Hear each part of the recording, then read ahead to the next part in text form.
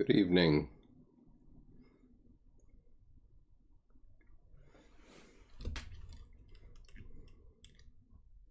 Good evening. It seems we're online, and the first thing I wanted to do tonight was to provide a little bit more clarity on this issue of soul and spirit, because Bill and I got into a bit of a wrestling match. Good evening, Grenade. Bill and I got into a bit of a mud wrestling match about what soul and spirit are. So let me clarify a little bit of what Dr. Jung had to say. Now, Dr. Jung defined both terms over a period of 25 years in very complicated ways. And so the first one I'm going to refer to is soul. And what I'm going to do is I'm going to begin with these two definitions of soul and spirit, and then we'll have a free-flowing discussion about the devil's trick. So, in this book, Psychological Types by C.G. Jung, which was first published about 1921, Dr. Jung gave a long definition of soul. So I will just define it here. And Melinda, I was using a metaphor there. I didn't mean we were actually mud wrestling. I meant we were lost in our own definitions and we couldn't get out. So I want to give you what Dr. Jung says, and then we can go on. Yes, and Isaiah says we've been debating this question since 2016. Yeah, pretty much. I think soul and spirit came up in the third class that we had. But anyway, okay. So I am in Psychological Types by C.G. Jung. This is volume 6, I believe. Volume 6 of the collected works of C.G. Jung. And I'm in paragraph 797. Now, Dr. Jung was kind enough to give us 180 pages of definitions in the end of this book, which are very useful, by the way. And so I'm going to be reading from the 48th definition, which is soul. And he has in parentheses, psyche, personality, persona, anima. I have been compelled in my investigations into the structure of the unconscious to make a conceptual distinction between soul and psyche. By psyche, I understand the totality of all psychic processes, conscious as well as unconscious. By soul, on the other hand, I understand a clearly demarcated functional complex that can best be described as a personality. So he's clearly saying that soul is personality here. In order to make clear what I mean by this, I must introduce some further points of view. It is, in particular, the phenomena of somnambulism, double consciousness, split personality, etc., whose investigation we owe primarily to the French school, that have enabled us to accept the possibility of a plurality of personalities in one and the same individual. There's a subtitle here, Soul as a Functional Complex, or Personality. It is at once evident that such a plurality of personalities can never appear in a normal individual, but as the above-mentioned phenomena show, the possibility of a dissociation of personality must exist, at least in the germ, within the range of the normal. And as a matter of fact, any moderately acute psychological observer will be able to demonstrate without much difficulty traces of character splitting in normal individuals.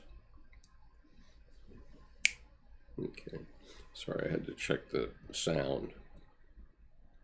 One has only to observe a man rather closely under varying conditions to see that a change from one milieu to another brings about a striking alteration of personality, and on each occasion a clearly defined character emerges that is noticeably different from the previous one.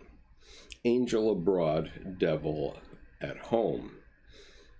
Angel abroad, devil at home is a formulation of the phenomenon of character splitting derived from everyday experience. A particular milieu necessitates a particular attitude.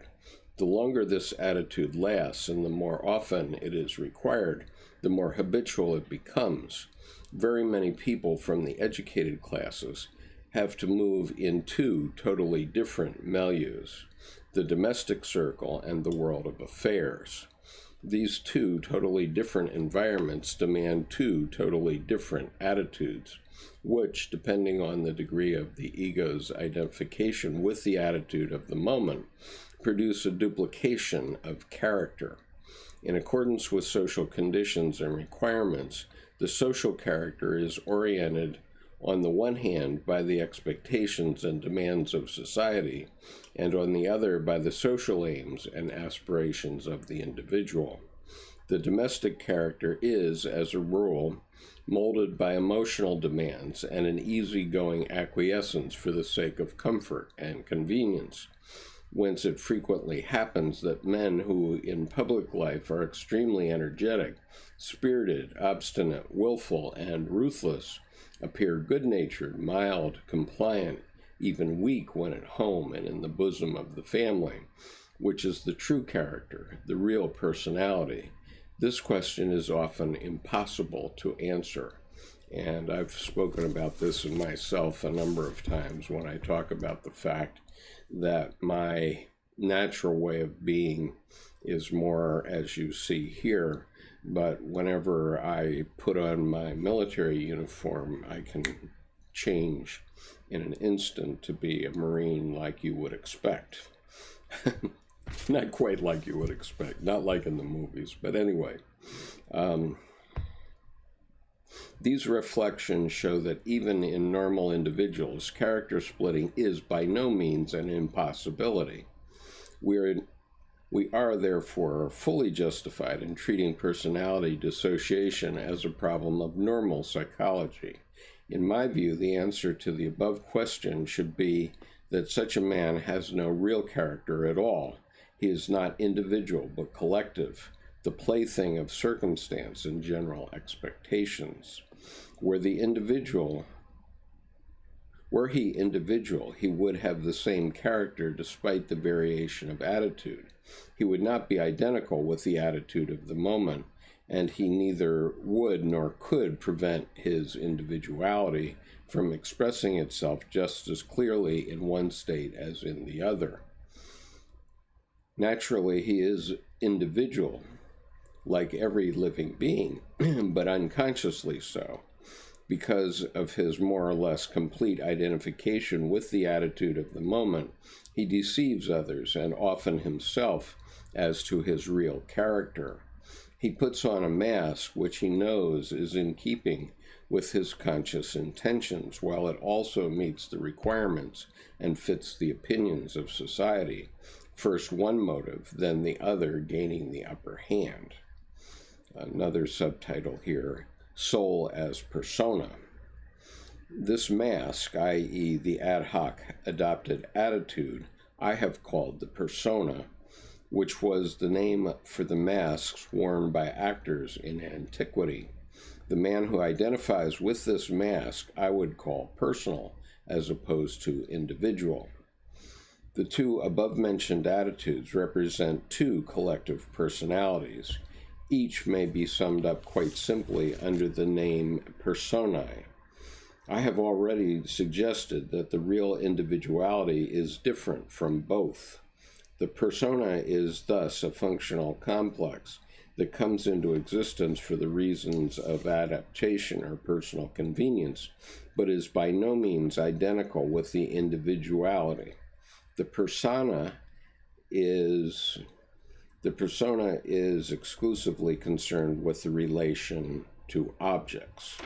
Now, I'm going to skip a major portion of this, so you'll need to refer to it in the Dropbox in volume 6. And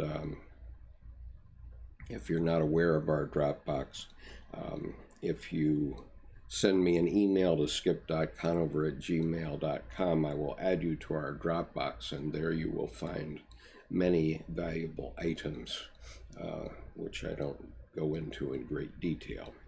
Okay, so paragraph 803, soul as anima. We can therefore speak of an inner personality with as much justification as, on the grounds of daily experience, we speak of an outer personality. The inner personality is the way one behaves in relation to one's inner psychic processes. It is the inner attitude, the characteristic face that is turned toward the unconscious. I call the outer attitude, the outward face, the persona. The inner attitude, the inward face, I call the anima.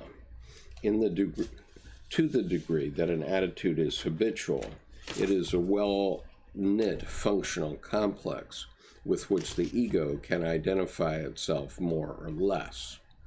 And then I'm going to skip a little bit ahead here.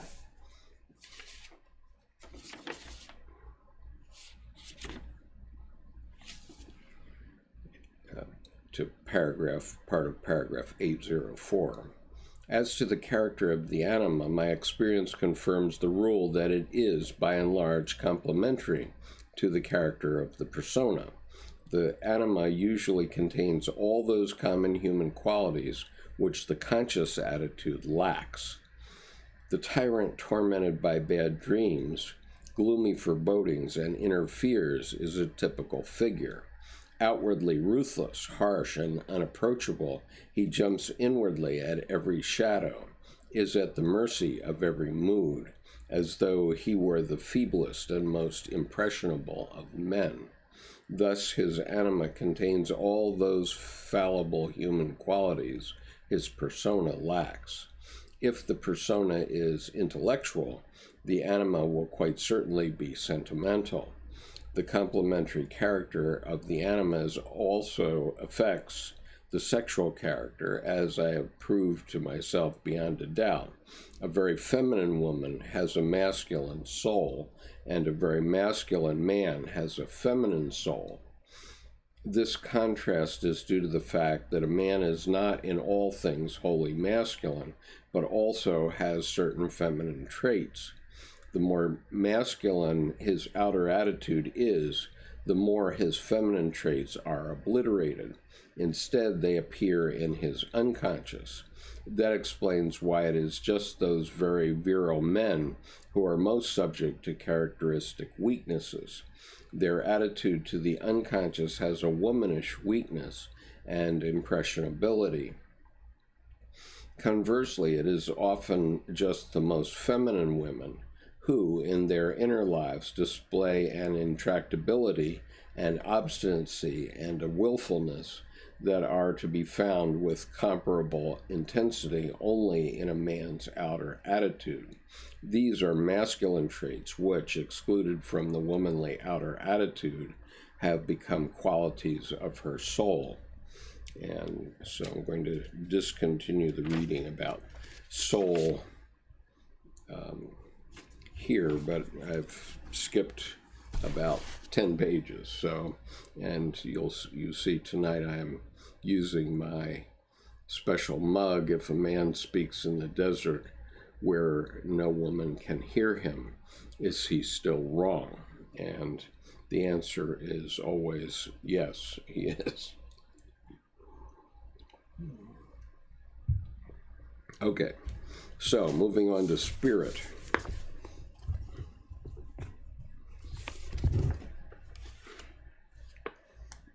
So where spirit go? Okay. So now I'm reading from The Archetypes and the Collective Unconscious, which is volume 9, small letter I, in the Collected Works. And I'm going to be reading from a segment of it called Concerning the Word Spirit. And just to observe that this particular passage that I'm reading from was written 25 years after the passage that I just read. And so what happens to you if you spend enough time looking at Dr. Jung's work is that you end up realizing when in his career he said different things, and sometimes that makes a difference in terms of how you understand what he's saying. Okay, so I'm going to be reading from paragraphs 385 to 390, just short bits and excerpts from this particular section concerning the word spirit. The word spirit possesses such a wide range of applications that it requires considerable effort to make clear to oneself all the things it can mean. Spirit, we say, is the principle that stands in opposition to matter. By this we understand an immaterial substance or form of existence, which on the highest and most universal level is called God. We imagine this immaterial substance also as the vehicle of psychic phenomena, or even of life itself. In contradiction to this view, there stands the antithesis, spirit and nature. Here, the concept of spirit is restricted to the supernatural and antinatural, and has lost its substantial connection with psyche and life. And then I'm going to skip ahead. Equally common is the view that spirit and psyche are essentially the same and can be separated only arbitrarily. So here you start to see some of the confusion that sneaks in, because here he's referring to a perspective where sometimes people think the psyche and spirit are the same, whereas what he was saying actually was that the psyche is all psychic processes. A special instance is the time spirit, or spirit of the age, which stands for the principle and motive force behind certain views, judgments, and actions of a collective nature. Then there is the objective spirit, by which is meant the whole stock of man's cultural possessions, with particular regard to his intellectual and religious achievements. As linguistic usage shows, spirit in the sense of an attitude has unmistakable leanings toward personification. The spirit of Pestalozzi can also be taken concretistically as his ghost or imago, just as the spirits of Weimar are the personal specters of Goethe and Schiller. For spirit still has the spookish meaning of the soul of one departed. And then skipping ahead, this score or so of meanings and shades of meaning attributable to the word spirit make it difficult for the psychologist to delimit his subject conceptually, but on the other hand, they lighten the task of describing it, since the many different aspects go to form a vivid and concrete picture of the phenomenon in question. We are concerned with a functional complex which ordinarily, on the primitive level, was felt as an invisible, breath-like presence. William James has given us a lively account of this primordial phenomenon in his Varieties of Religious Experience. Another well-known example is the wind of the Pentecostal miracle. The primitive mentality finds it quite natural to personify the invisible presence as a ghost or demon. The souls or spirits of the dead are identical with the psychic activity of the living. They merely continue it. The view that the psyche is a spirit is implicit in this. When, therefore, something psychic happens in the individual, which he feels as belonging to himself, that something is his own spirit. But if anything psychic happens which seems to him strange, then it is somebody else's spirit, and it may be causing a possession. And then skipping ahead once more, in keeping with its original wind nature, spirit is always an active, winged, swift-moving being, as well as that which vivifies, stimulates, incites, fires, and inspires. To put it in modern language, spirit is the dynamic principle, forming for that very reason the classical antithesis of matter, the antithesis, that is, of its stasis and inertia. Basically, it is the contrast between life and death. The subsequent differentiation of this contrast leads to the actually very remarkable opposition of spirit and nature. Even though spirit is regarded as essentially alive and enlivening, one cannot really feel nature as unspiritual and dead. We must therefore be dealing here with the Christian postulate of a spirit whose life is so vastly superior to the life of nature that in the comparison with it, the latter is no better than death. This special development in man's idea of spirit rests on the recognition that its invisible presence is a psychic phenomenon, i.e., one's own spirit, and that this consists not only of uprushes of life, but of formal products too. Among the first, the most prominent are the images and shadowy presentations that occupy our inner field of vision. Among the second, thinking and reason, which organize the world of images. In this way, a transcendent spirit superimposed itself upon the original natural life spirit and even swung over to the opposite position, as though the latter were merely naturalistic. The transcendent spirit became the supranatural and transmundane cosmic principle of order, and as such was given the name of God, or at least it became an attribute of the one substance, as in Spinoza, or one person of the Godhead, as in Christianity. Okay, so that's probably enough, but if any of you have actually seen a person die or been with them at a time when they were near death, you would see that the person before death has spirit in them, but after death, they are simply matter. And that's how we deal with dead bodies afterward. Okay, so that's my reading of those items. Let's just see what else. Thomas has given us the yin-yang symbol. Granada, is there a Jungian word for the collective soul?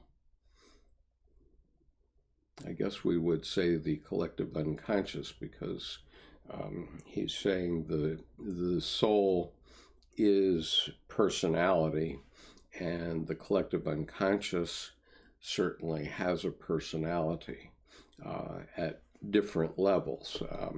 I'm not sure he actually observed this, but I certainly do, where you can go into different organizations and see that they have quite different personalities. For example, the difference between going to the evening parade at Marine Barracks, Washington, is quite different than going to an evening Girl Scout troop meeting. just as an example. And good evening. And good evening to Ruth as well. Okay, now I want to fall back on this issue of the devil's trick. And I haven't prepared anything per se. I just want to give you a brief reminder of what the devil's trick is, and then talk about how it appears in American politics. And I will do my best to stay neutral. But there is one more thing I wanted to say about these spirit and soul issues. And that is to remind you of a scene from the movie Don Juan DeMarco, in which Johnny Depp plays Don Juan DeMarco. And he has a beautiful set of lines. And he's being psychoanalyzed by Marlon Brando, who's a rather older, modern Marlon Brando than we otherwise know. But anyway, he says, there are only 4 questions that matter. Those questions are, what is sacred? Of what is the soul made? What is worth living for? And what is worth dying for? The answer to all 4 questions is the same: love.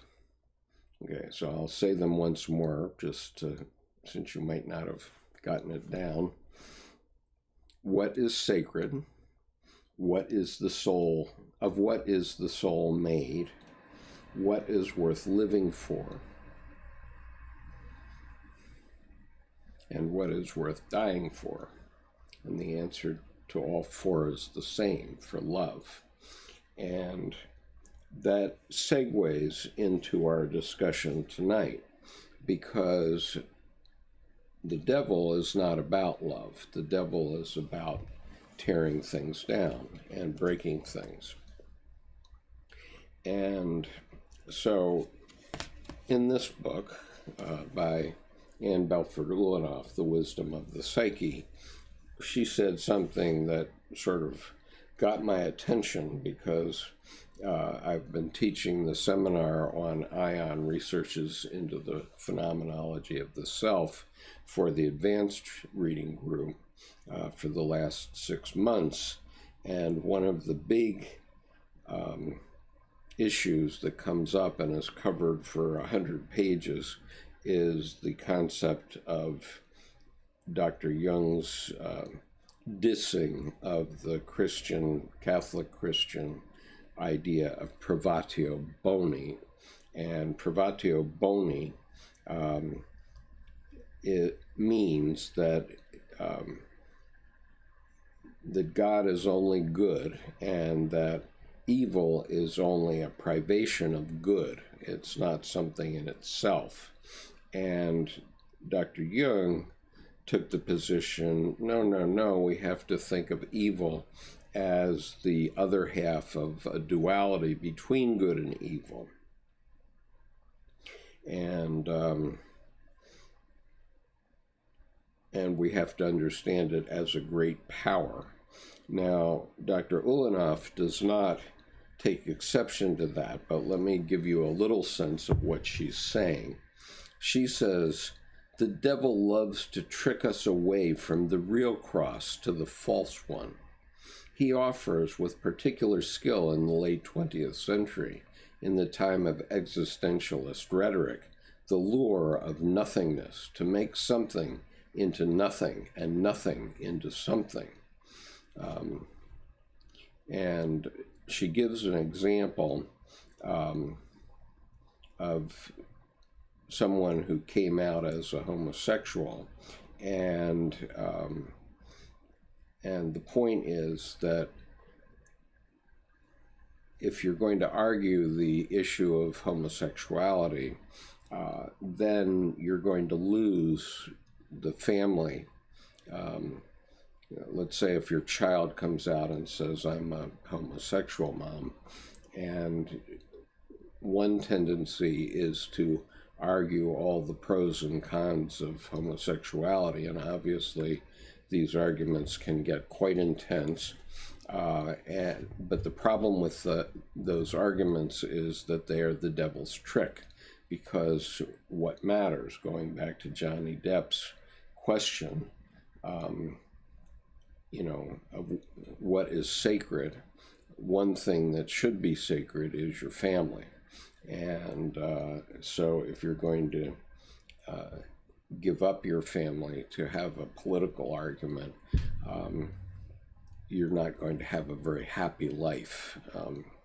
And so anyway, and Dr. Ulanov described it a different way too, because she says, and I'll just read what she says here, Jung fell for the devil's trick, I think, and missed the sophisticated psychological description that Privatio Boni gives us of evil's reality.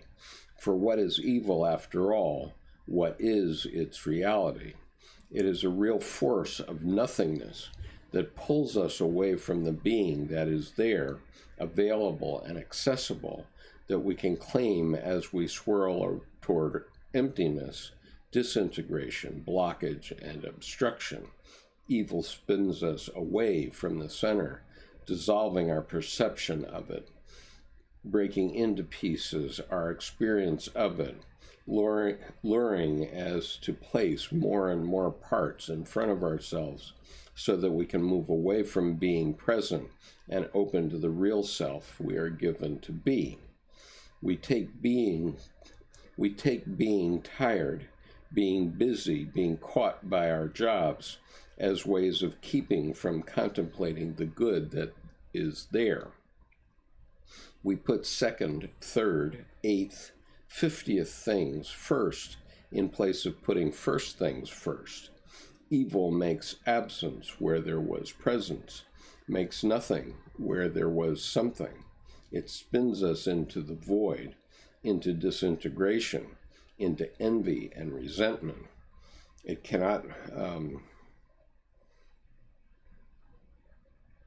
So evil is all too real a force, a driving force that precedes deprivation, a force that cuts things off at the roots so nothing can grow. And she goes on later and says, evil is the stopping up of love, the withholding of warm response, the petty malice that amasses more and more rage and hate so that it breaks out in savage acts of rape and murder. Yes, evil is all too real. Evil is that dark hole within us where we turn away from good and may fall into the abyss itself. But then she offers the antidote. She says, what Jung was after, I believe, is the psychological and religious truth that we must admit to ourselves just how strong evil is. It is not something we can get around or ignore. What he missed, I believe, is the greater theological truth that good is stronger than evil and of a different order of being. Created being is good. Okay, so, she goes on here just a minute. The being we are given is held in the circle of relationship of creator and creature. Evil is the force that makes us deny that relationship and seeks to break it. Claiming both kinds of truth, psychological and theological, we do not fall for the devil's trick. Okay, so that is her fundamental idea. And it's also covered in this book, which she wrote 20 years later, The Living God and Our Living Psyche, what Christians can learn from Carl Jung. And in this book, she quotes a Lady Julian who says, God authors all good and suffers all evil. But her point is that Dr. Jung got into one of these debates, and this is the essence of the political debate issue that I was raising earlier, which is that, and she's quite right about this, that Dr. Jung was coming along with a brand new, what he considered a science, or he thought it was a science at that time when he began. And because he had been raised in a religious family, his father was a Swiss Reformed pastor, as were 7 of his uncles. So he was raised in a religious environment. And it was a religious environment that did not touch him. He didn't feel it. He didn't get the grace of belief, as he said. And so he spent his whole life from age 11, basically, trying to work out what was meant by religion. And he successfully did that, in my view. But he said things that would have gotten him burned at the stake 500 years earlier, even maybe 200 years earlier. And so he was being very careful, and he decided to, quote unquote, stay in his lane, which was, as a scientist, what he could prove psychologically by empirical evidence. And he declined to go into the theological issue. And that's the mistake. As Dr. Ulanov correctly, I believe, points out, and I've only come to this conclusion in the last 2 or 3 weeks. But, I understood that Dr. Jung was avoiding getting into theological issues directly with theologians, or not very much, because he kept being attacked by theologians and also attacked by materialistic psychologists. And so he was being very careful about his scholarship. And Dr. Ulanov definitely believes that we have to get that bridge across, the bridge between psychology and theology, because theologians were actually the psychotherapists of the previous 3,000 years or more. And so helping theologians understand that they were the psychotherapists and that psychology and religion have a lot in common is a huge piece of what Dr. Jung was doing, but it was completely suppressed. In other words, the C.G. Jung Institutes that train Jungian analysts trained them to just stay in the lane of helping individuals.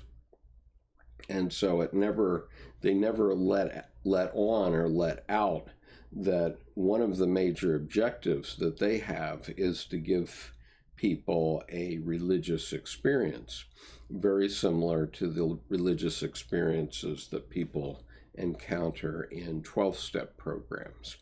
And once you have such an experience, and as you know, I've had many, once you've had such an experience, you can say with Dr. Jung that you have no need to believe because you know. And once you know, you can't go back. There's no going back. And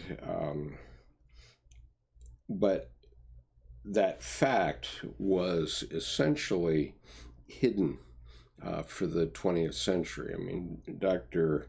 Edinger did mention it in passing in one of the lectures that's available on this YouTube channel as a separate lecture.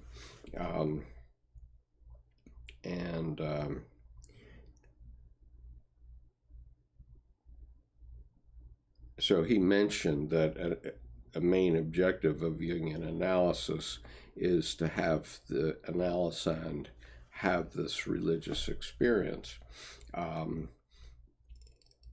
which I never knew until about, 3-4 years ago. When I was listening to that, I listened to that lecture over and over again until finally I went, wow, that's an amazing fact. And so I did discuss this with a very senior Jungian analyst recently, one of the most respected writers on Jungian psychology, and he said, yes, they did hide the religious aspects of Jungian psychology from the world at large. Obviously, all Jungian analysts know about it, but they weren't going out and publicizing it. They weren't trying to make the bridge between psychology and theology. And it's only in the last couple of years, as Jordan Peterson has started to show the linkages between the Bible and psychological thought, that people have started to talk about it in the context of his work. And it is organically getting the interest of at least some theologians. And, that includes Paul Vanderklay, who's made a lot of videos. He's still a bit mystified by how it all works. But nonetheless, he is drawn to it. The question will be, can he make the leap? Because if you know anything about Dr. Jung's career, you'll know that he had a long correspondence and many meetings with Father Victor White of the Dominican order. And Father White was at Cambridge, and he was teaching dogma at Cambridge. And he and Dr. Jung had a very profitable exchange between the two of them for a decade, but then they broke apart when Dr. Jung wrote Answer to Job. And Dr. White, Father White, never quite got it. And so it remains to be seen whether there will be some in this generation that will get it. I do know of one here in the Washington area, Presbyterian minister, who does get it, and he gets it in his congregations and in his sermons, which he publishes online. His name is Ken Kovacs, and he's been at the First Presbyterian Church of Catonsville for going on 20 years now. And so he definitely gets it. And he did go to Union Theological Seminary, so he probably had exposure to Anna Ulanov. And Dr. Ulanov, for those of you who don't know, is Emerita Professor of Psychiatry and Religion at Union Theological Seminary. Now let's go back.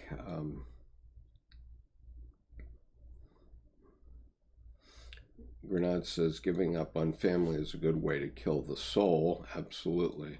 Makes one a hungry ghost. Grace says, I know. And Grenade says, I had only one experience, but I can't tell if it was a psychotic episode or real. I still wonder, maybe it was a bit of both.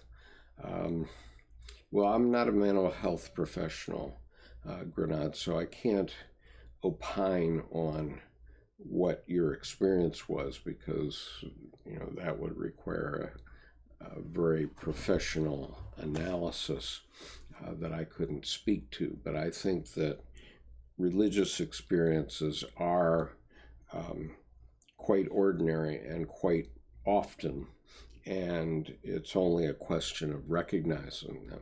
And so if it so happens, and it's very rare to catch these things on video, but I've actually caught two on video. And so if you look in my playlist called Breakthroughs to the Unconscious, you'll find two of them there. One of them has a thumbnail of the blue angels flying by, so that's how you can recognize it. And you can actually see me have the experience. I'm not saying that you will have the same experience I had, but I definitely had an experience, and you can see it very clearly in that video. And so Thomas says, can one have a non-religious numinous experience? I can't say that I know all the definitions of numinous or numinosity, but based on what I've read from Dr. Jung, I would say that the answer is no, but I cannot rule out the possibility that I am somewhat ignorant on that.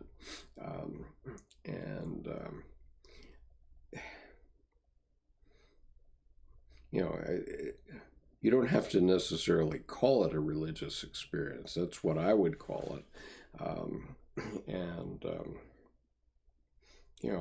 I've had quite a few of them over my lifetime, and you can.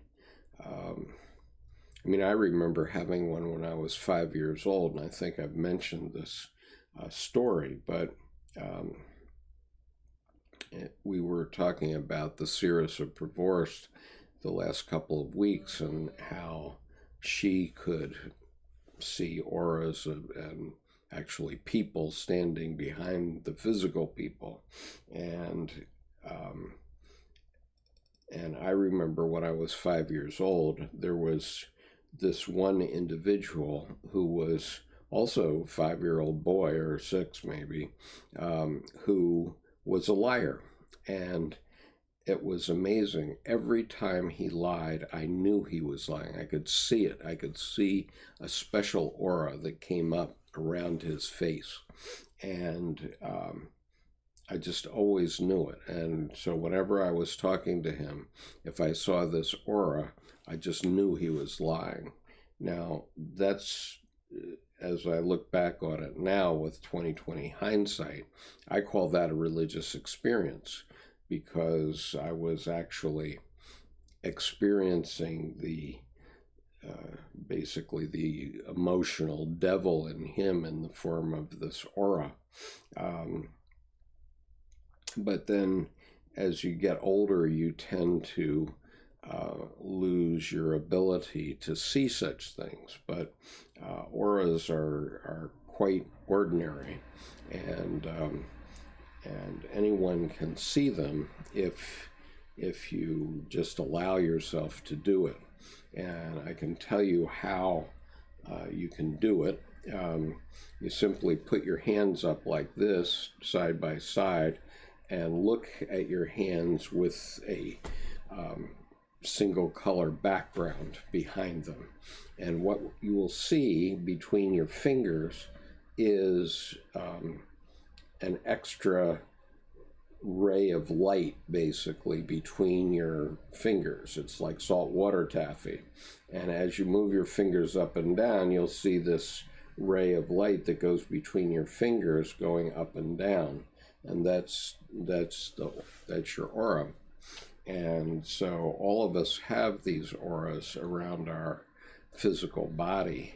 And of course, they were depicted as halos in medieval painting and various other places. And they're the origin of the idea of a halo. But everyone has it. And let's see, can I see it in my own image on the screen? I sort of can see it, but I know what I'm looking for. But as I move my head back and forth against the darker background on my wife's side of the room, whoops, it's right here. if you look at this corner right here between how I comb my hair up and how I comb it down, you'll see a trailing light source there, which, isn't physically present, but it is my aura. And I don't know if anybody else can see it, please let me know. And maybe I've gone cuckoo clock. But what I wanted to ask is the question, who is seeing, as I've described this devil's trick now, who is seeing this devil's trick playing out in our national politics today? Do you think it's very widespread? Before I give my answer, I'd like to hear some of your answers. Do you think it's very widespread, or is it something that is just a peripheral thing that we should forget?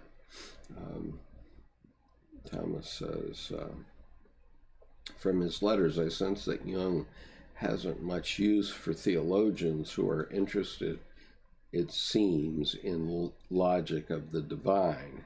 The undiscovered self is also very critical of mainstream religion. Well, the undiscovered self was written after a lifetime of being pummeled by theologians. So in the mid-1950s, Dr. Jung did have an attitude about theologians, because he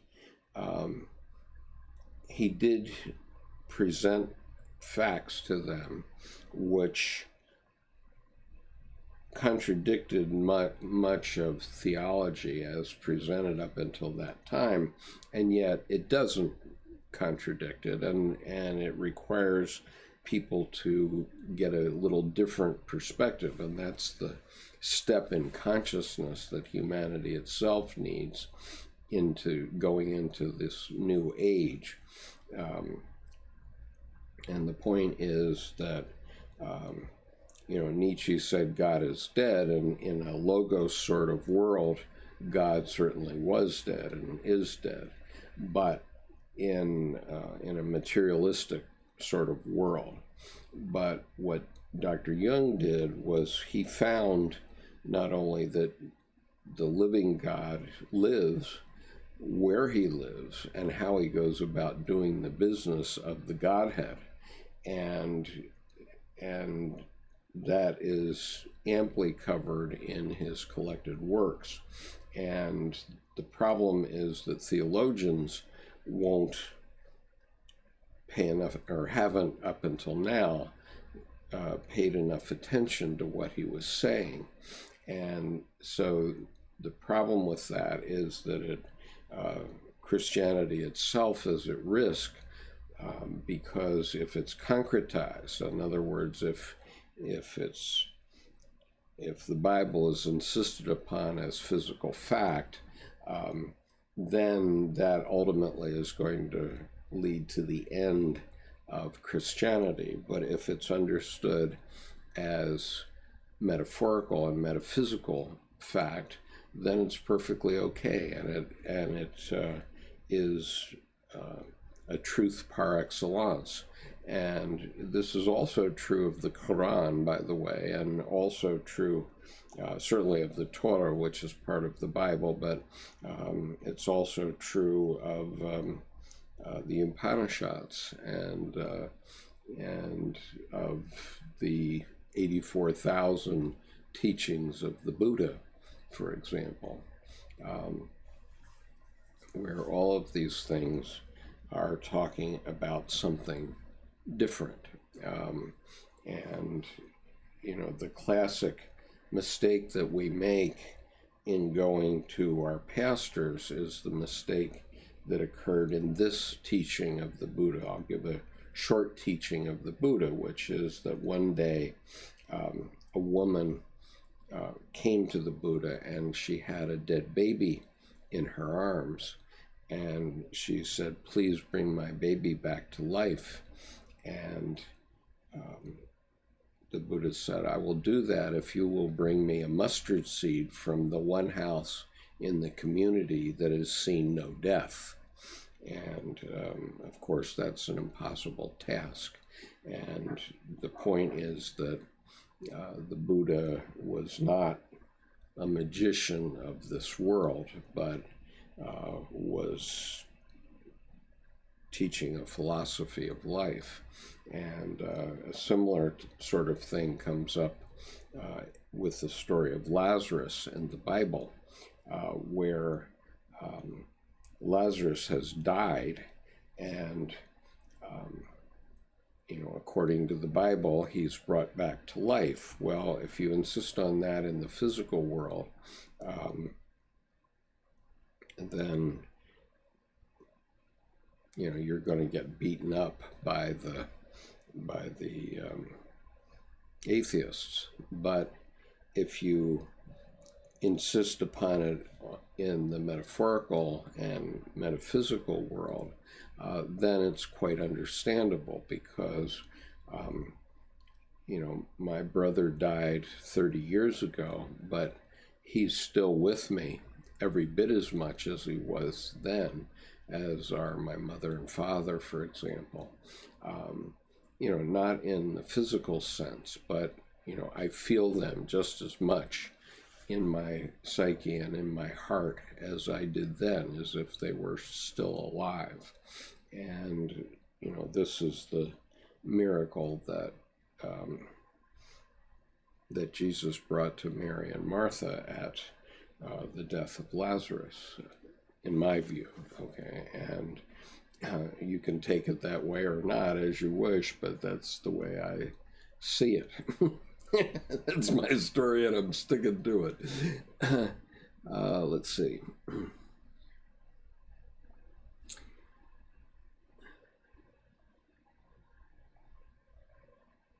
So yes, the theologians, got on this jag over 2,000 years of sticking with the logos, the word, and not understanding that there is a different way of seeing the world, and that's through the psyche. And so this is the epiphany moment that Dr. Jung gave me in paragraph 752 of Answer to Job, where he says, every religious statement of whatever kind is a statement of the psyche. It's not a statement of the physical world, because if it was a statement of the physical world, it would be covered in the textbooks of natural science, but they aren't. They're covered in theological texts, which are all psychological texts. And so that's the mistake that religions have made traditionally, and that's why we need this linkage between psychology and theology, so that both can see the benefits of the other and what the other brings to the party. Tor says, when will you meet Paul Vanderklay, or when can we listen to it? Paul has expressed the interest in having a private conversation first, which I think is probably best, because he has to feel me out and I have to feel him out. And I'm hopeful that he will agree to a then public conference at a later time. So I would say somewhere in the second week of January or later is when this will happen, but we have not yet set a date. Thomas says, I'd have to say that rejection of the religion of my childhood has led to the development of what Dr. Thomas More might term a religion of my own. Numinous experiences came only after that point.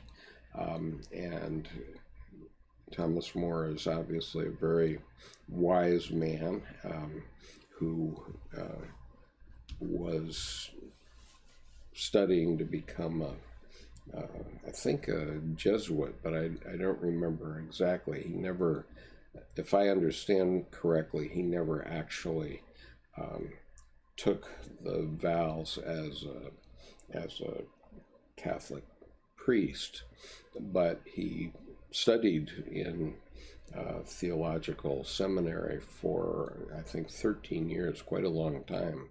And he's a very wise man. And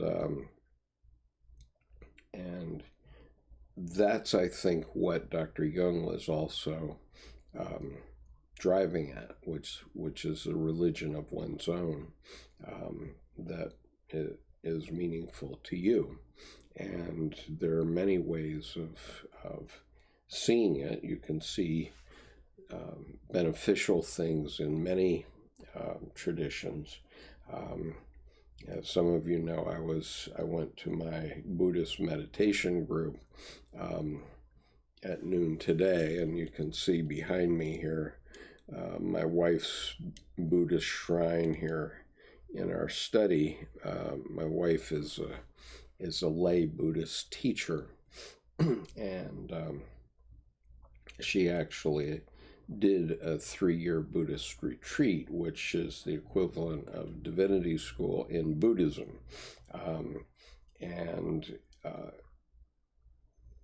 We've found that Buddhism and Jungian psychology has a lot of parallels, and so therefore we can accept one another. And I really feel that meditation is a valuable instrument to allow communication with your unconscious, which is obviously of great value to Jungians.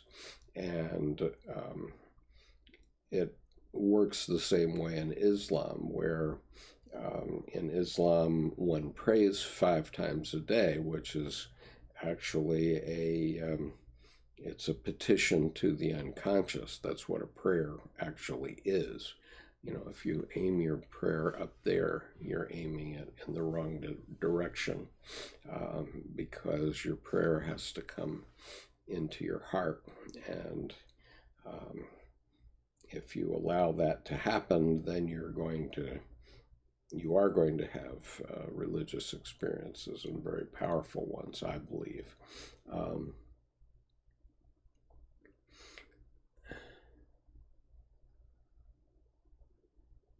Thomas says, regarding the devil's trick, Jung says, as soon as people get together in masses and submerge the individual, the shadow is mobilized, and as history shows, may even be personified and incarnated. Absolutely. That's, let's see, is that different from the mass man is obviously a reduction in common sense and intelligence, because in a mass, everybody goes for the lowest common denominator. And you can see that in almost any group you want to look at without naming anything in particular.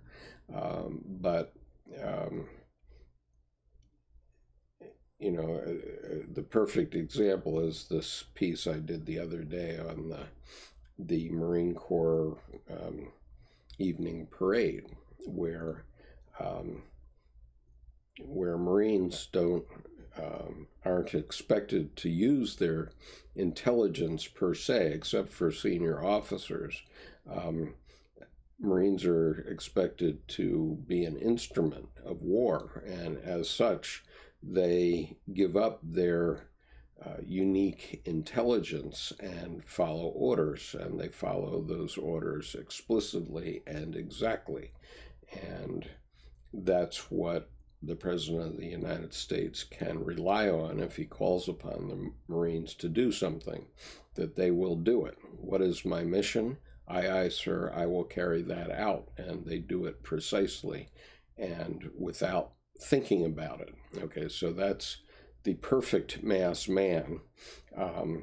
And we do need people trained like that. And we need them for the defense of the nation.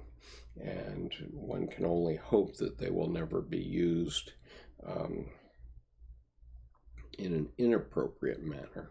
And obviously there are aberrations along the line, but by and large, the Marine Corps has been used for appropriate purposes, and but it's a perfect example of the mass man, and the because there's no thinking expected of a private. Only you get trained as a rifleman, you get trained in infantry tactics, and you get trained in following orders precisely, and so there's no individuality there, and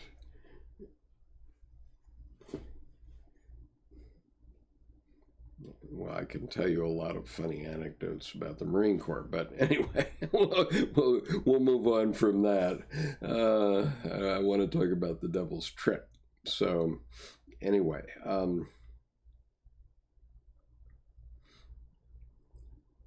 Thomas says, make that the devil's truck. Devil's truck has a bad muffler and goes past my house early every morning. And I guess the devil's trick would be getting you to go out and throttle the driver instead of talking to the Department of Public Works or whoever it is about maybe putting a new muffler on the truck, because chances are you need that truck for whatever purpose that it's being used in some way, and you don't want to react to it with rage. And the devil's trick would be to have you react to it in rage. And so fortunately, we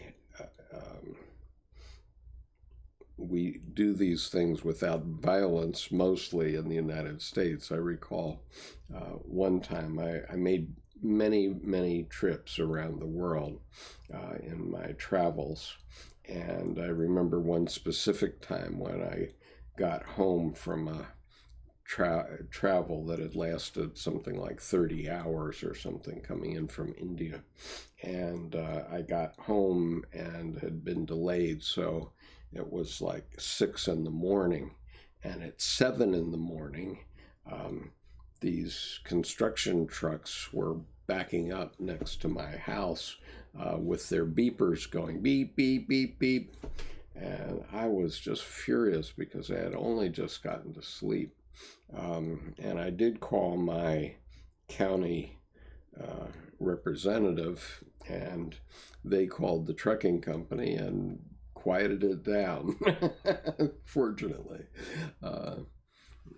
But she also pointed out to me that they're not allowed to start before 7 a.m. And I think it was before 7 a.m. when they were doing it. So Thomas says, I suppose I'm what mainstream Christian theologians would call a syncretist, taking Buddhist, Christian, Hindu, and Sufi ideas, mythologies, and practices and making them something entirely my own,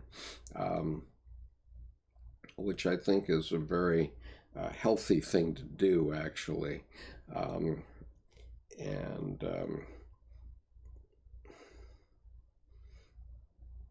Well, the problem with doing everything the way it's always been done and the way the boss in the religious organization says is a problem. And an example would be the idea of celibacy in the Catholic Church.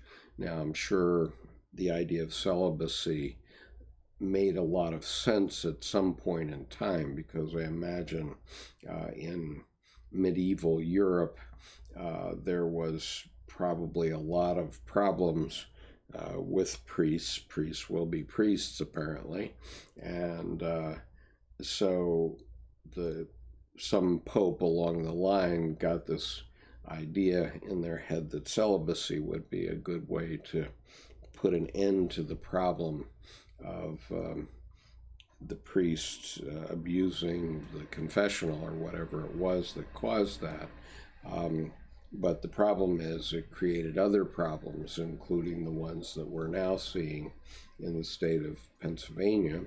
And if there are 300 cases in Pennsylvania, you can be sure that there are a like number of problems across the United States still. And this is like the third wave of these problems of abusing children in the Catholic Church, because the movie, what was it, Spotlight or Searchlight? Spotlight, I think, about the Boston Globe people who discovered the same problem 20 years ago in the Catholic Church in the Boston diocese. And so these things have gone on, and yet the powers that be put their heads in the sand, and they don't want to solve the problem, which could be ameliorated, at least it seems, if priests were allowed to marry and have relationships in the open rather than in the shadow. Tor says, are attracted to opportunities for perversion. Yeah, I think that what we see in religious organizations is that people who have those kind of powers over others sometimes do take advantage of those, and in inappropriate ways. And the group that my wife was training with for 25 years, the Rinpoche who was in charge of that got into a big sexual and abuse problem, and he's now had to resign from the organization. He built the organization up tremendously to more than 40,000 members around the world, but then he abused his position, and now the organization is collapsing as an organization. Doesn't mean that people are Buddhist anymore, but it does mean that the organization that this man brought together, which was quite impressive, is falling apart. And it's not completely gone, but it's a flicker of its former self.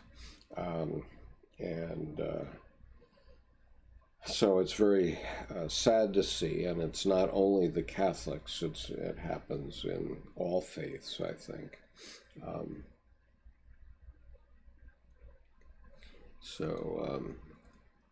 Tor says, in Catholic countries it's priests, but in Protestant countries it's somewhat different, as many perverts, just different occupation. Yeah, I mean, I'm sure that it happens in Protestant churches as well, in different ways.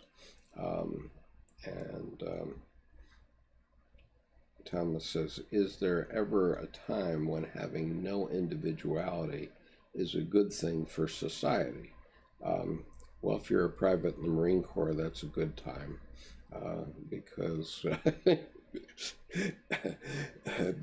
if the president decides that you're needed in battle, your individuality is not wanted, your Marineness is wanted. And so I think that's an example of having no individuality is a good thing. But obviously, Marines do have individuality too when they're not in uniform, and lots of things happen. I'm not going to tell a lot of stories out of school, but you can imagine if you're on a Navy ship for 2 or 3 months and you haven't had liberty, and your ship pulls into Hong Kong and you're given 48 hours of freedom off the ship. You can imagine what happens when you unleash, let's say it's an aircraft carrier, you unleash 4,000 troops who are mostly in their very early 20s into a city like Hong Kong, then you do see individuality, very definitely. And then the officers have some serious issues, as you can appreciate. I mean, just think of it. The average age on an aircraft carrier with 5,000 men aboard, average age is 20. Okay? So, yes, the guys that are flying the planes are older than 20, but many of them are under 25. And the captain of the ship is likely 45, which is still very young. So just think about that. Thomas says he envies all my travels. Well, I was on an airplane once, years and years ago. Let's see, when was this? It was in the late 1970s, and I had an occasion to go to Hong Kong one time. And, I was in Taiwan, I believe. It was, and I got on this airplane with this grizzled old American businessman, and he had stubble and hadn't shaved or washed in a couple of days. And he says, "Boy, if all my friends at the cocktail parties back home could just see me now, they never would be envious of me." and all those travels were very good, but and very interesting in many ways. But then what you find is that no matter where you go, there you are. And I mean, that sounds a little facetious, and certainly it's intended to be, but the point is that you don't escape yourself by traveling even to a very strange place, like, or a place that's strange to you, like Saudi Arabia or Bangladesh. When I visited Bangladesh several times, and it's one of the poorest countries in the world. And one of the things that really amazed me is how many Bangladeshis go around the streets with huge smiles on their faces. They're the happiest people I've ever seen. And I was staying in this 5-star hotel, and immediately next to it was a shanty camp with about 500 people in it, and they had various iterations of tents and cardboard boxes and various stuff that they were living under. And Bangladesh is known for having big rainstorms. And I was on the 5th floor, so I could look out over the palm trees that surrounded the pool, so that the Westerners didn't see the abject poverty, but from a higher level you could look down on this. And this horrible rainstorm came up, and in about 5 minutes this tent camp was just flooded with about a foot of water. And this little kid comes out of the door of one of these cardboard boxes, and he just goes like this, "Yay!" And he just goes and he dives into the water with great glee. I mean, and so I say, wow, I wish, when was I that happy? I don't remember it. But anyway, I've been in enough experiences where there's no place like home, I can say. And so Brandon says, I plan on joining the Marines. Any advice? Okay. So I'll tell you a secret. A secret is that the drill instructor, I'm assuming you're going to join as an enlisted man, but if you're going to OCS, it applies the same way, but we call them different. But the drill instructors are not permitted to touch you. And so they can try to scare you to death, but they are not permitted to beat you up or any other such thing. And I learned that on my first day of OCS, and I found that that was a very comforting fact, because these guys were otherwise extremely intimidating. And so the other piece of advice is go in good physical shape. In other words, work out, get yourself in good condition, because you're going to be called upon to do a lot of physical things. And you know, the good news is that once you go through the training, you'll know a lot about yourself as a man. That's for sure. Thomas says, my dad told my brother going off to the army, never volunteer for anything and don't make yourself noticed in any way. Well, my observation is that in any organization I ever went into, I followed the following rule, which was to always look for the voids. In other words, look for what is not getting done, okay? Because no one will compete with you for those jobs, which are often crappy little jobs, but ultimately you become indispensable to your group. And it happens very quickly. It happens in less than 6 months. And it gets you promoted, it gets you respect. And so if you sit over in the corner and try to hide from the person who's giving out the jobs, you're not going to be respected for that. But if you find the nasty jobs that nobody else will do and you do those jobs, then you're going to become indispensable. And that applies to the Marine Corps, but it also applies to everything else in life, in my experience. But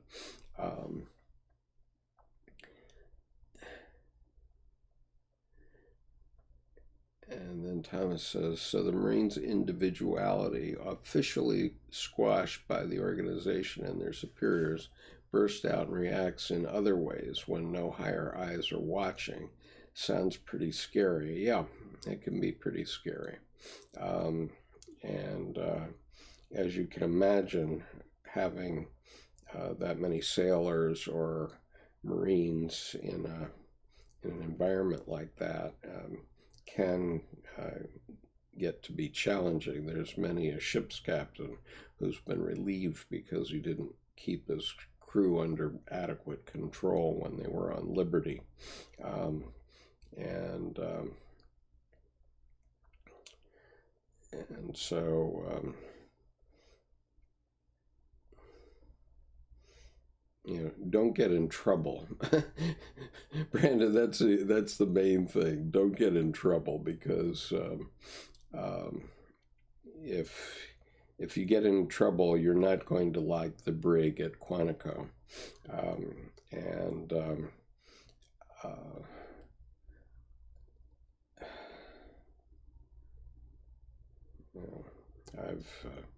I've visited the brig in Quantico at one time, and so I know what it looks like inside.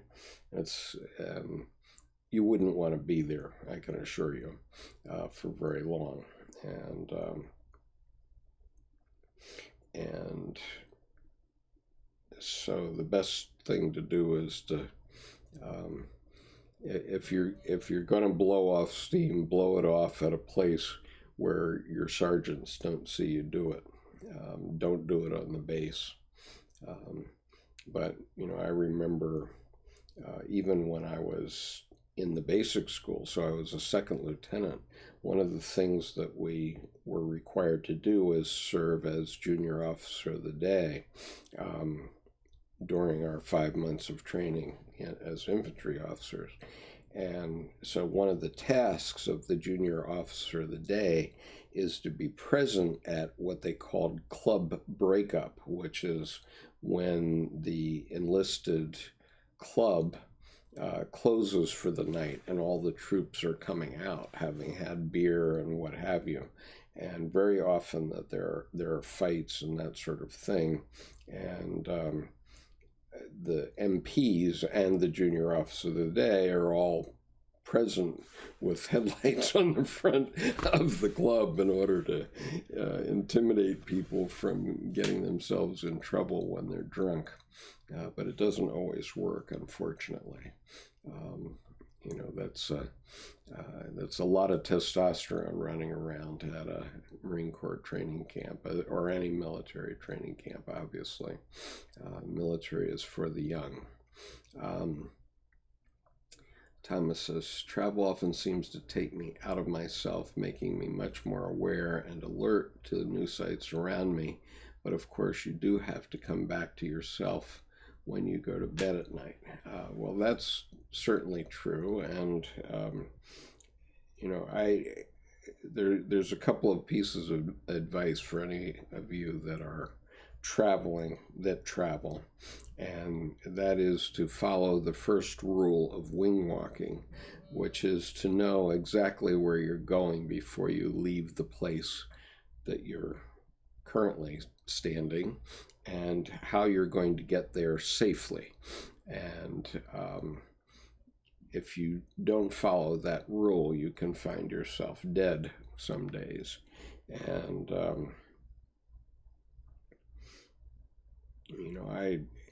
I didn't know that rule when I was 15, and I could easily have been killed when I was 15 years old in Japan. And fortunately, I'm here to tell you that the Japanese people have been nothing but respectful throughout my entire life, and they were very helpful to me on that occasion. But on the other hand, my father, and this occurred after I was born, but I never knew about it until right before he died. But in 1947, his ship was in Bremerhaven, Germany, and he was out far from the ship for some reason, and so he was walking down the dock, and a truck with 3 German laborers came by him, and they used a plank to hit him in the back of the head as the truck went by, and he was unconscious for 3 days. And so that's the difference between the Japanese and the Germans at that time, which was that time was 2 years after the war. My experience was 15 years after the war, or 17 years after the war, I guess. And so, you need to know what is the behavior and attitude of the people you're visiting. Now, I've visited Pakistan many times, and Bangladesh, and India I've been to 44 times since 1994, and so I have been careful and lucky. I would say lucky. But it's always interesting to see what you see. One time I was driving. I persuaded a Pakistani colleague of mine to go visit the Shaukat Khanum Hospital in Lahore, and we had a business in Rawalpindi. And I was going to go back to the United States about 36 hours later, but I wanted to squeeze in this trip to Lahore, and we didn't have a flight, and it was, I think the distance was something like 170 miles, and so he volunteered to drive his brand new Honda Civic from Rawalpindi to Lahore, and to visit the Shakat Khanum Hospital, which is a hospital that was built by Imran Khan as a memorial to his mother, Shakat Khanum, and it's a cancer hospital, and it had just been built when we were there. But just to give you a little flavor of this day, so we're driving from Rawalpindi to Lahore and back, and as we're driving down the road, the first thing we run into is a platoon of tanks. Okay, this is M60 tanks, the kind the U.S. Marine Corps uses, and they're chugging down the road. And about 15 minutes later, we run into a platoon of mules, literally Pakistani army troops riding mules. And it's the custom of even the U.S. Army to use mules in combat, which is why the Army has a mule as its mascot. And the reason that the Navy has a goat as a mascot is because the goats were used to provide milk. And it's only been about 10 years, up until 10 years ago, the U.S. Naval Academy had its own dairy farm about 10 miles up the road from where I live today, where they produce their own milk and cheese and many other food products for the Naval Academy. That's now been farmed out, but until very recently, the Navy had its own dairy supply, and on ships they would carry goats because the goats would produce milk and cheese for the troops on the ships, and that goes back hundreds of years as a tradition.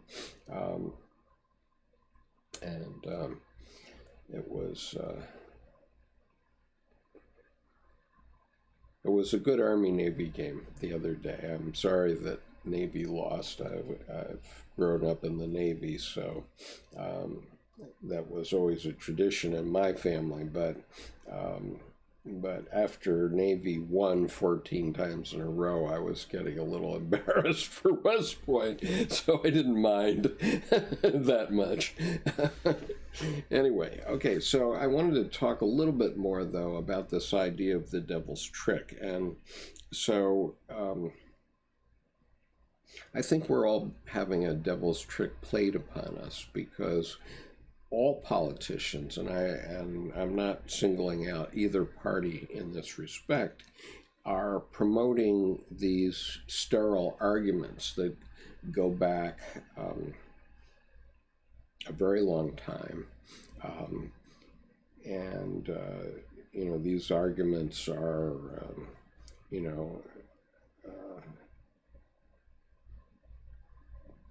sexual preference, one thing, abortion, obviously, religious freedom, and racial divides. And all those arguments and the racial divides obviously go back 400 years in the United States. Those divide us and atomize us, and the strength of the country comes from this one idea, love, and what is worth dying for, and what is worth living for, and what is worth dying for. And certainly we need to have a certain mass in order to defend ourselves, and because of an accident of geography, we have this huge moat around the United States for the most part, or around North America. And so that has given us the opportunity to develop in a very unique way, which is to have as our citizens people that represent every group and ethnic group, religion, race, etc. on the planet, almost in equal measure to how they add up around the world. And that has literally given us our strength, because we accept the best ideas of any group and we beat the bad ideas out of the system. And other countries that don't allow dissent don't get the best ideas from everybody, because they do what Brandon was told to do, which is don't volunteer, and so people just hide and they follow the path of least resistance. In fact, I was reading tonight in this book two essays on analytical psychology, which is volume 7, and there's a interesting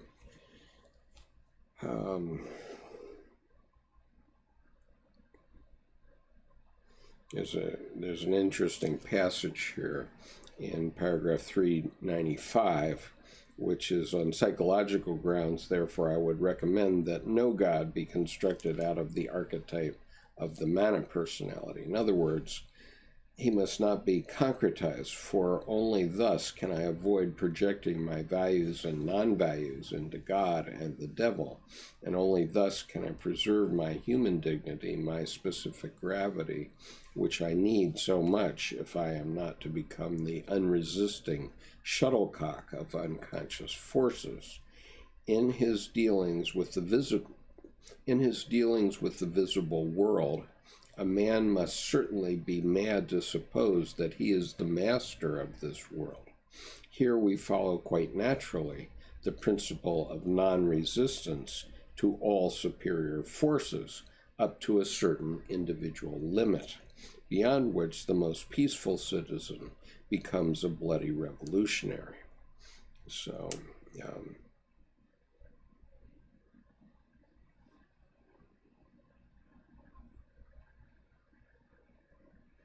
well, there's more, but you get the idea.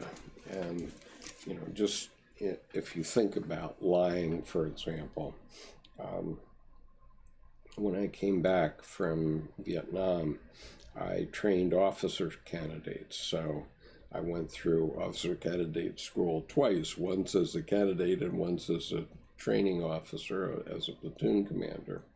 And when I was doing it as a platoon commander, there was an officer candidate who lied about many things.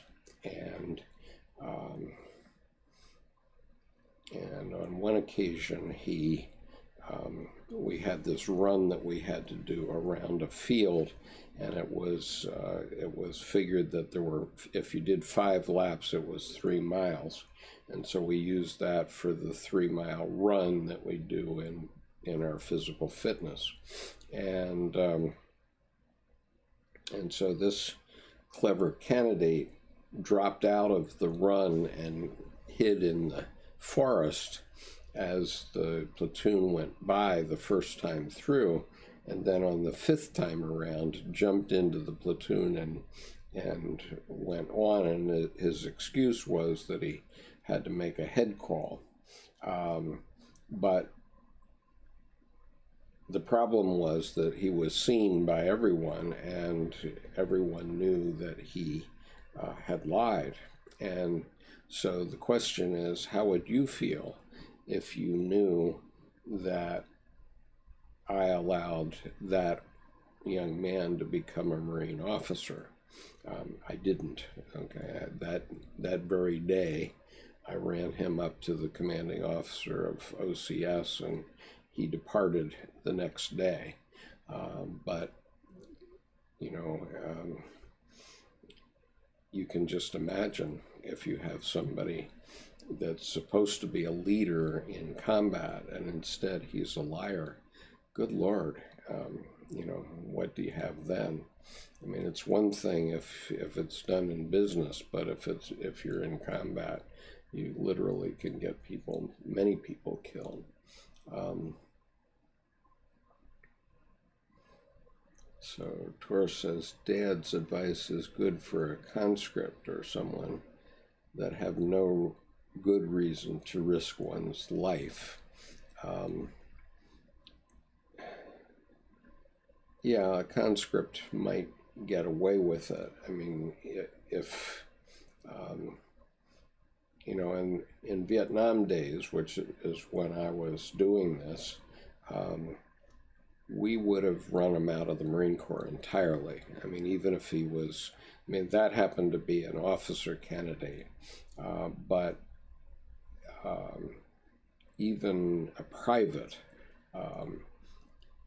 in those days, you could volunteer for the service you wanted, or otherwise you were going to be drafted. And so the hammer that we had in those days was if you got thrown out of the Marine Corps, you were going to be eligible for the draft in the Army, which wouldn't be good because you'd have a bad record already, so the Army wasn't going to be too happy about you getting there. And so I think that the message to the younger men in this audience is get a life, be serious about it, do it properly. Don't try to shirk or avoid your responsibilities. In the Marine Corps, your drill instructor is your mother, basically. I mean, that's the role he serves. He teaches you how to make your bed and how to clean your clothes. And every week they have a field day.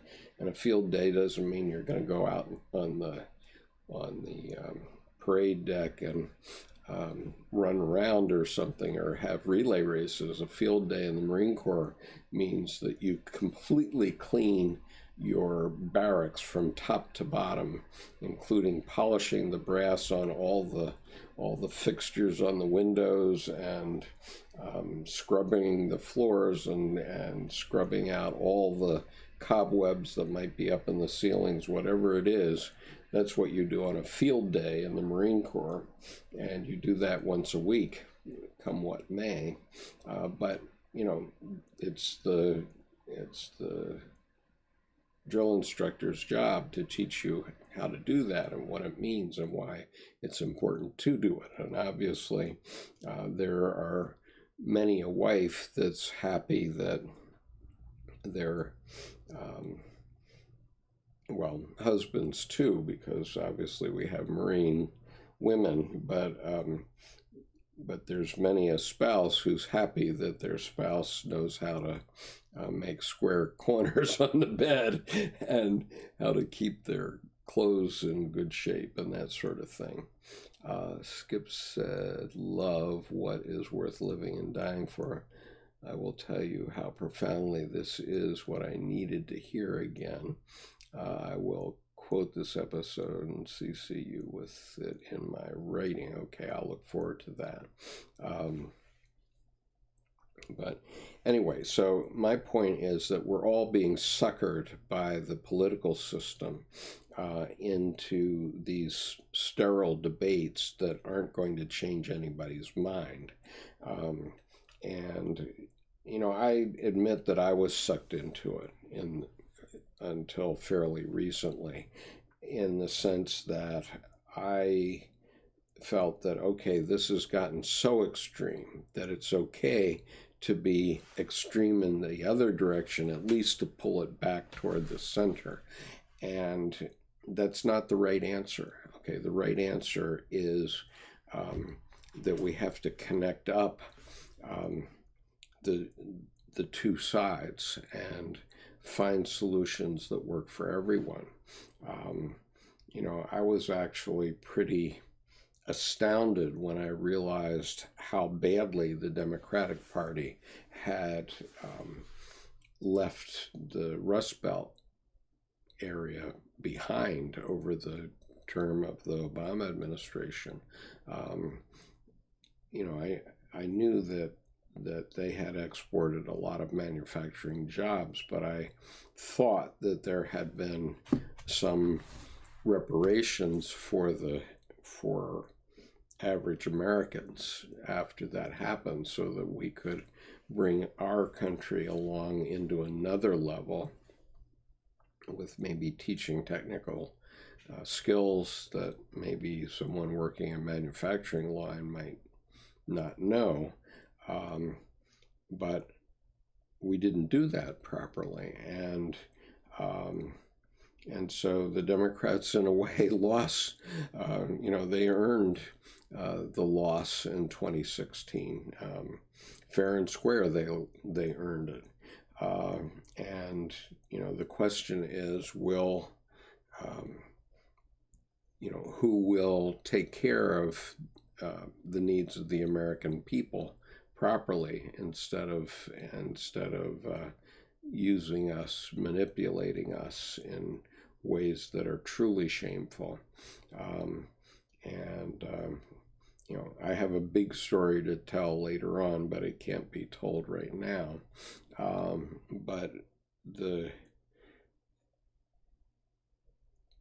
what we have to do as individuals is decide, what kind of a country do we want to live in, and what kind of a country do we want to leave for our grandchildren. And at the moment, what we have is appalling to me. And my wife and I both say that we're so glad that our fathers, who were World War II veterans, didn't live to see it, because they would have just been appalled at what we've done to the country and what the current administration has done to the country. And that's the point about that Dr. Ulanov is making, is that good is stronger than evil, in the sense that good is building things up and evil is a nullity that tries to tear things down. And so, basically everything that we have in our society is the result of good prevailing. And so we have to be very careful about supporting people who are prepared to tear down our institutions that have been built up over a 400-year period and have served the United States very well overall. And instead of getting into these little fights among ourselves, which is how they divide and conquer us. Miles says, indeed, do we really believe the rosy unemployment percentages they claim we are experiencing, or is it selective statistical analysis? Well, there's lies, damn lies, and then there's statistics. And of course, those rosy unemployment percentages are total bullshit, because they do not include the entire baby boom generation, that pretty much we were too old by the time of the crash.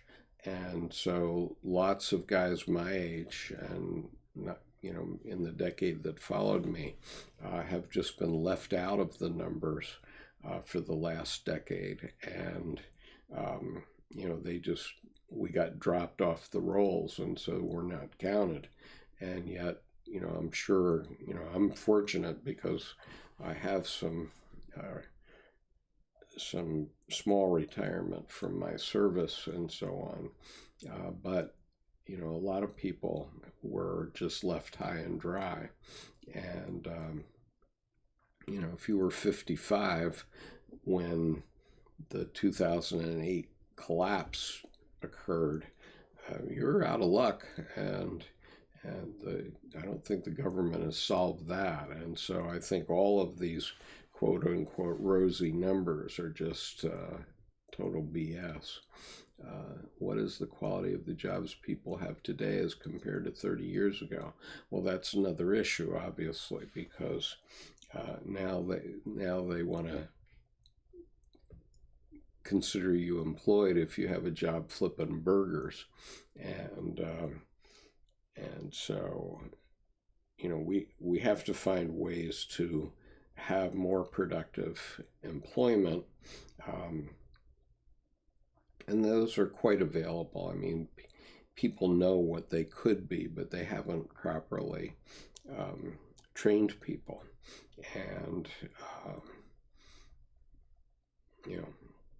I have lots of ideas about that, but this isn't an economics Tinker Toy class, so I'm not going to get into it too much more than that. But I certainly agree with you, Miles, that the statistics, the unemployment statistics, are just total BS these days. And good Lord. Okay. So, anything else that anyone wants to talk about the devil's trick, which is how we're manipulated as citizens by politics? They get us talking about these sterile arguments that are social issues, and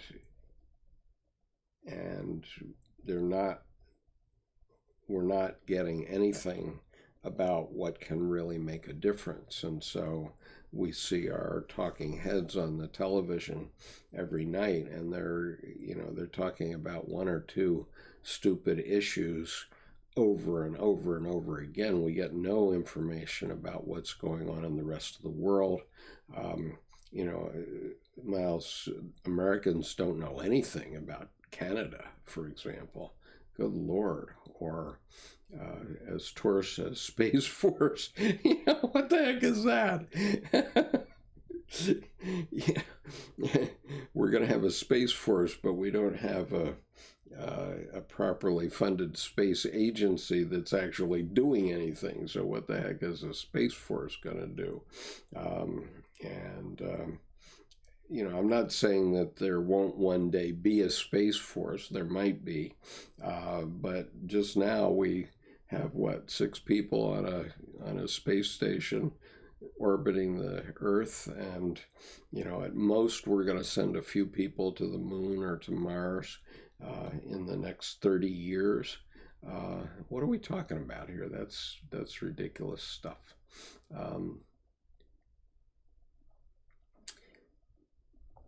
And Miles says, quite rightly, the devil's trick has been written into versions of the Bible through mistaken translations over the centuries. Absolutely.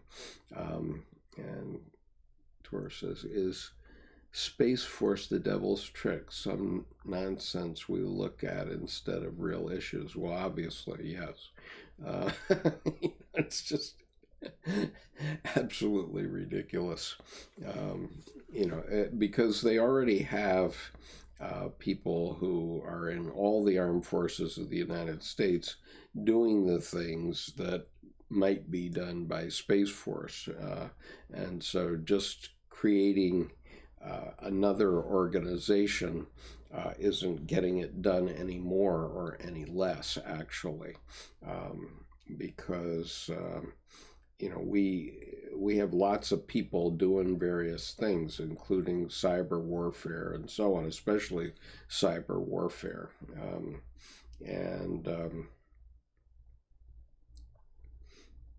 Even the Marine Corps. I mean, here's some statistics for you. What's the largest air force in the world? Well, the largest air force in the world is the U.S. Army, which has more helicopters as airframes than the Air Force has fighters. And so the U.S. Air Force is, I think, 3rd in the world. And then the U.S. Navy is like the 6th largest Air Force in the world. And the U.S. Marine Corps only is the 10th largest Air Force in the world. And the Marine Corps has, Huey helicopters, troop moving helicopters, Cobra helicopters, F-18s taking off of aircraft carriers, fixed wing airplanes doing all kinds of things, C-130s, etc. And so,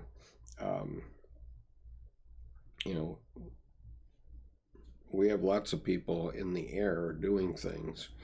So Space Force is just talking about another administration that's going to dizzy us, and we're going to be talking about things that are probably useless to us for 15 or 20 or 30 years, and we could spend our time on better topics, certainly.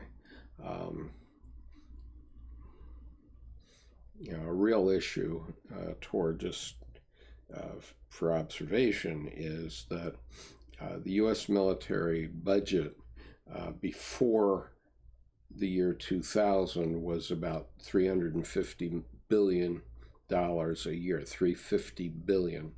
And with that amount of money,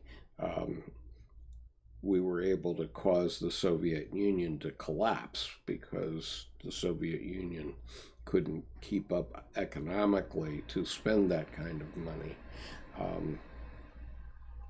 And so we never had to fire a shot over it.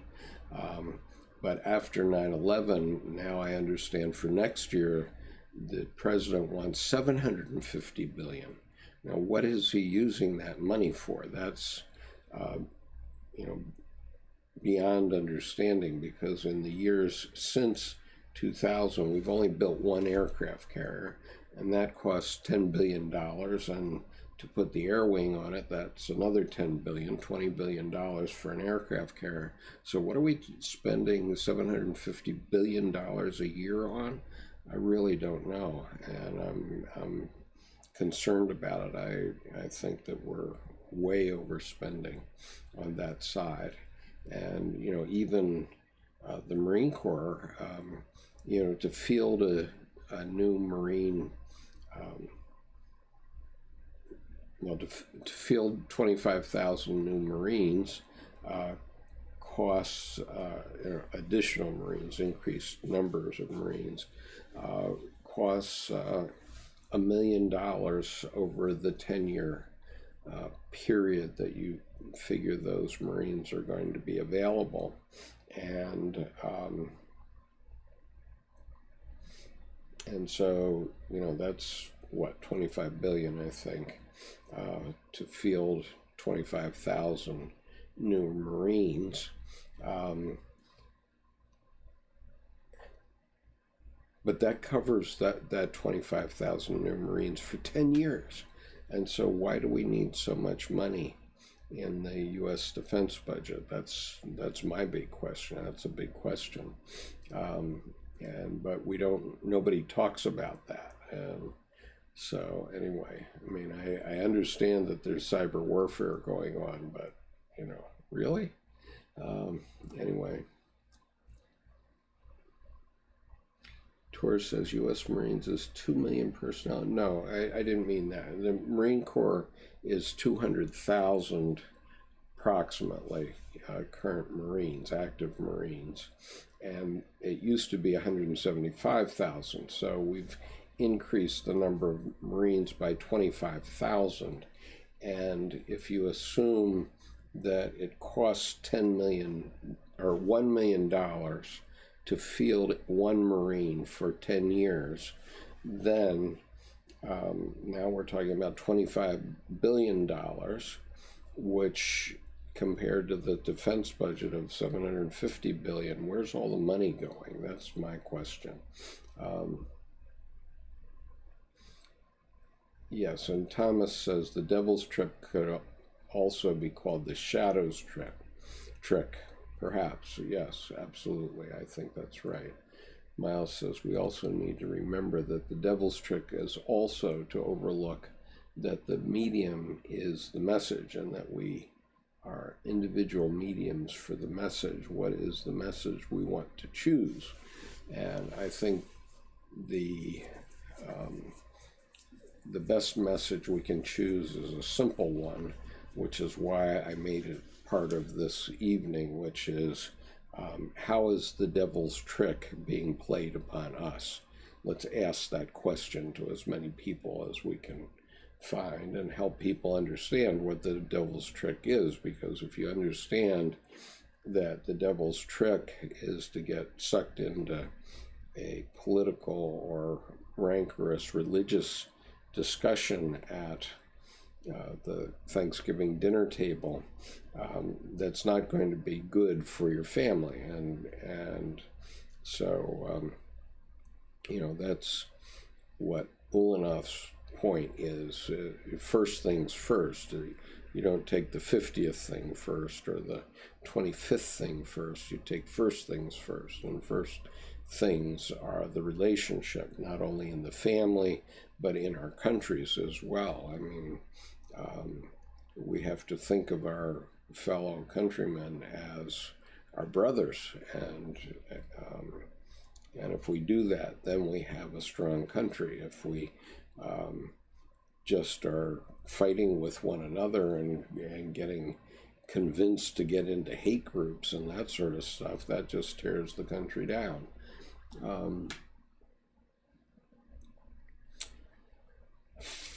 Thomas says, I've read somewhere that evil is just good diminished. Well, that's the idea of privatio boni, and that's what Dr. Jung was very angry about. And what's interesting is Anne Ulanov called him on that, but then she ended up saying the same thing that he did, which is that evil is also a very strong force, and it's genuinely evil. So you can look around yourself and in your own life and decide what's evil in your own life, but it's way more than good diminished. But I think that she is right that Dr. Jung focused on the scientific method and scientific argument to make his points throughout his prodigious scholarship. And the result was that he never made the linkage, created the bridge between psychology and theology. And that's one of the big places that we failed, and that his work needs to be understood a little bit better. Now, given that what he was up against in the 20th century, what he did was nothing short of monumental, but still there is that shortcoming, and we have to find this connection. So it's all good, this view says, but evil is lesser good, messed up good, or lower good. Okay, well, I think, I guess I don't subscribe to that idea, but, there may be others that do. And Miles, what medium will we choose to pay attention to as it brings a message?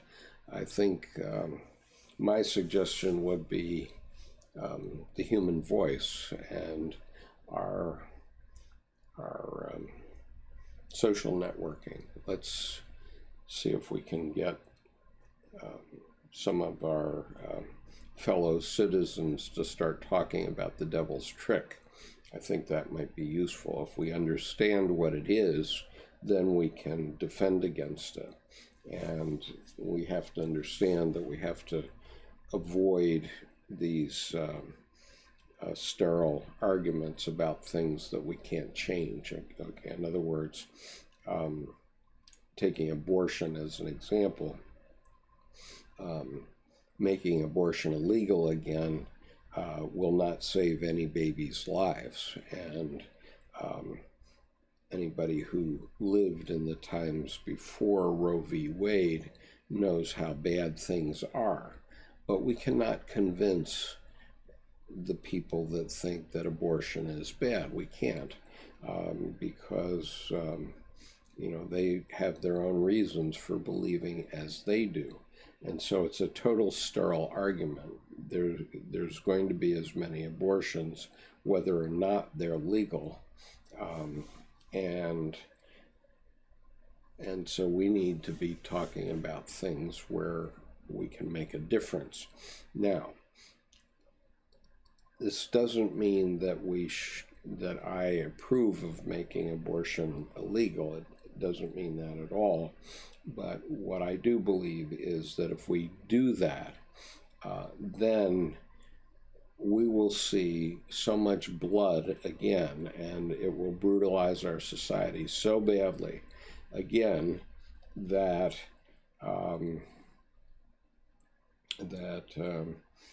people will shriek for allowing sanitary and medically supervised abortions once again.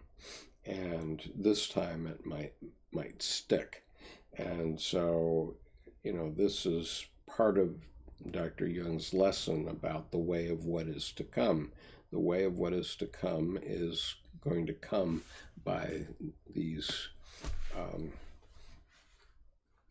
forces that are breaking heads back and forth across the world. And when we wake up, when there's been enough blood spilled, we get smarter. And that is the way that human beings have gotten smarter over millennia, sadly. I mean, it's not that I think that that's a good idea. It's just the way it is. It's like the speed of light. John says the demiurge is using our collective energy to make the system run. Precisely. Yes, it is.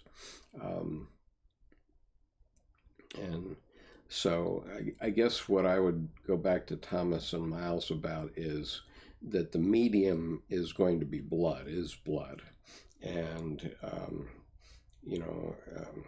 all these issues about gun ownership and so on. I mean, gun ownership is a totally sterile argument because we have 350 million guns or more already out there in the United States, and lots of people have AR-15s.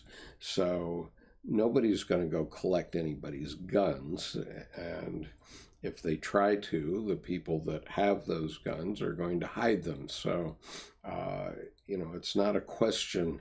It has never been a question of anybody, the government, collecting anybody's guns. That's not going to happen in the United States. But, and so, the issue is how do you reduce gun violence in the United States? And,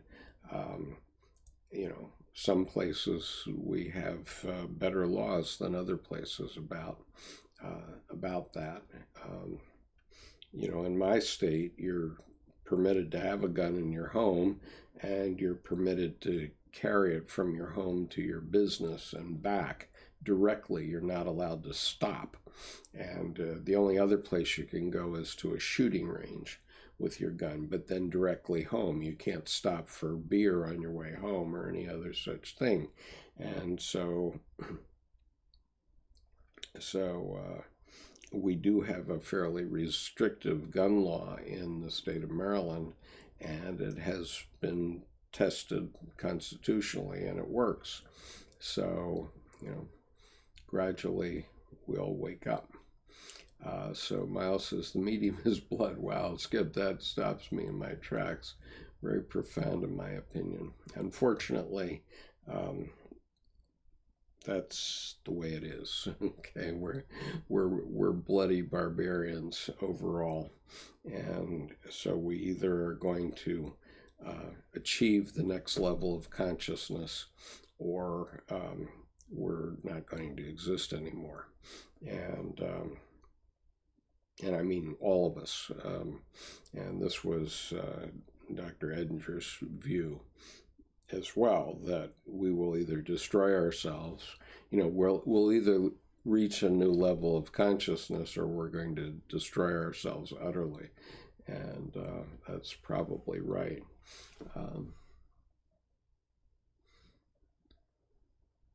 Thomas says, I'm not sure I subscribe to the evil is just lesser good theory either. Well, it's something that we all need to reflect on, it seems to me. And we have to reflect on what is building things up and what is tearing things down. And, evil tears things down. This is Dr. Ulanov's point, and I think she makes a good one. And Miles says, yes, takes us back to what we will live and die for. And,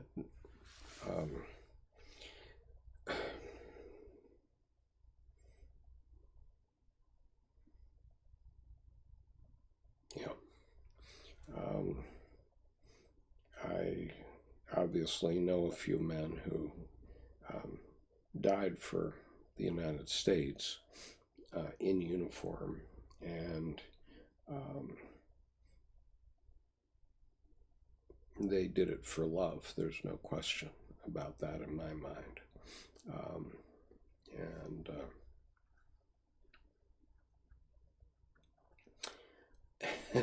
Thomas says, I imagine I'll be wondering about the origin of evil to the day I die. I suppose we all will, but let's first be able to recognize it. And I'm not sure we do yet.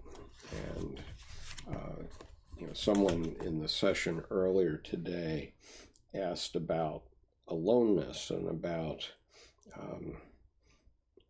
he feels so alone. And Dr. Jung's point, which I read into the video this afternoon, was that if you're truly a modern man, it means that you understand everything that's built us up to where we are today. And unfortunately, that makes you a very unique person in your consciousness. And there are lots of people who don't want to know and don't care. And we see this, every day. And so somehow, if you're feeling alone, the good news is you're probably a modern man. The bad news is that, you are a very small minority in a society. And this has always been the case. It's not only now, it's what Dr. Jung points out has always been the case, that your society is 95% behind you, not as conscious as you. And, one of the roles that such a person has is to help people become conscious. And to become conscious, I think in this political discussion, it's to become conscious of what's a sterile debate and what's really important to us. And it seems to me quite obvious that holding the country together is quite important to us. And these other debates are mostly we won't change anybody's mind about any of them. I have a friend who has 50 guns, and, I said, what are you afraid of? And he says, well, I don't want the government to come and take my guns. Well, the government has tanks and F-18, so if the government wants to take your guns, you think they can't? Miles says, Russell Brand posted a short video about not being ashamed of being lonely. I recommend it. Yeah. We can't be ashamed of being lonely because we know things that others don't know yet. And so, we need entrepreneurship in terms of the employment issue that Miles raised earlier. We need employment, and we need entrepreneurship to get that employment. And so, to my mind, we could take $100 billion off the defense budget, and let's see, that $100 billion would be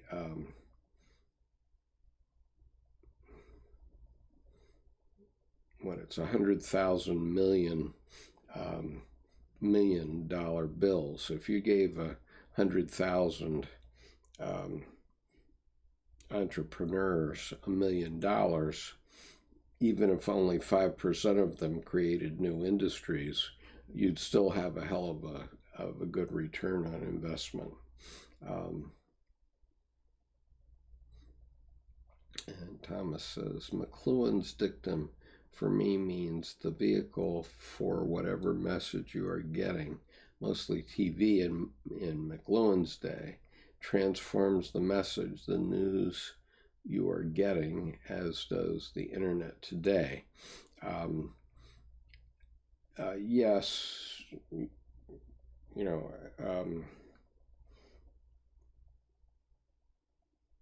yeah, I mean, obviously, we are changing society, and I mean global society, in ways that we can't even imagine today. I mean, or we couldn't imagine 25 years ago, let's say.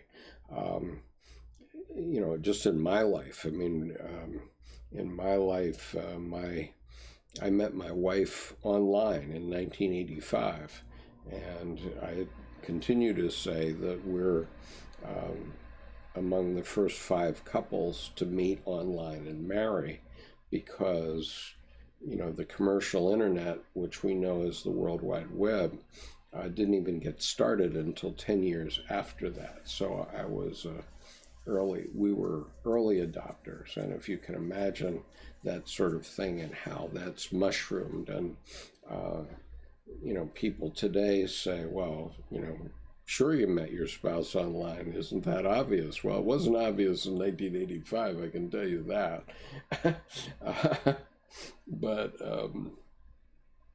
But in any case,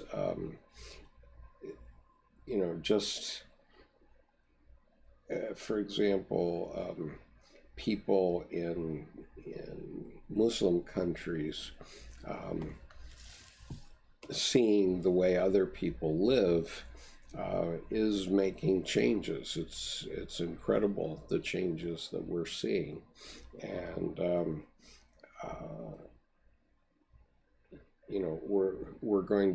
these countries are going to change in 25 years, which took Western Europe 1,000 years to change.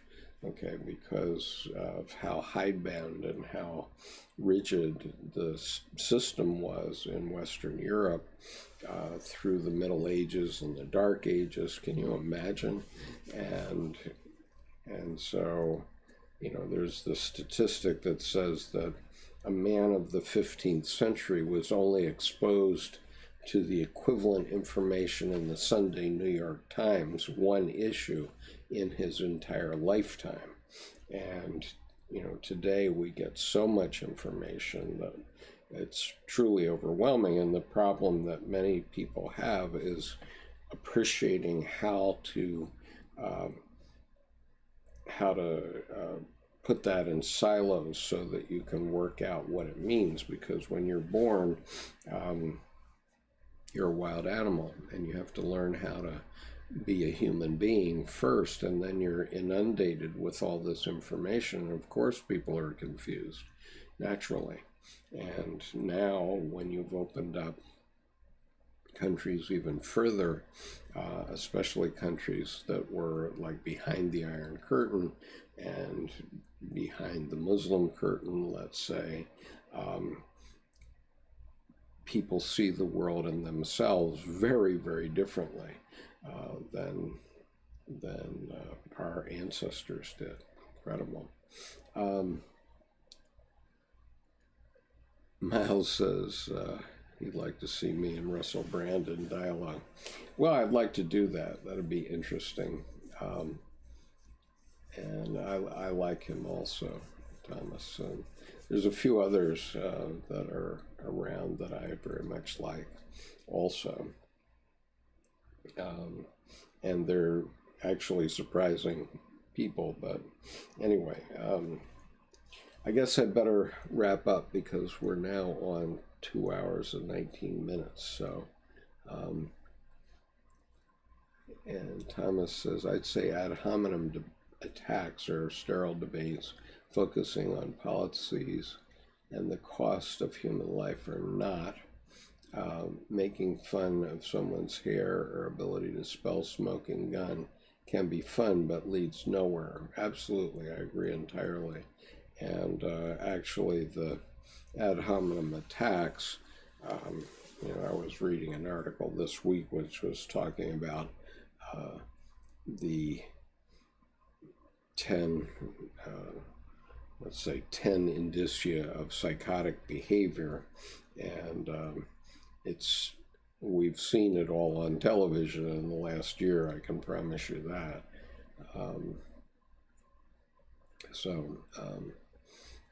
So let's all think about what the devil's trick is and how we've been misled, because obviously beyond our personal blood relatives and families, our fellow countrymen are our family as well, and we need to find a way to touch them in ways that work to pull us together rather than to separate us.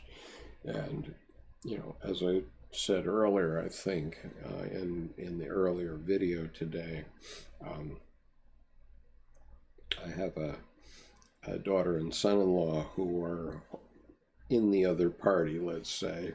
I'm not going to go into it in great detail, but they are in the other party, and I just said, I'm not going to debate these issues with you. I'm going to focus on you being my family members, and so that's the way we've done it, and it's worked blessedly very well.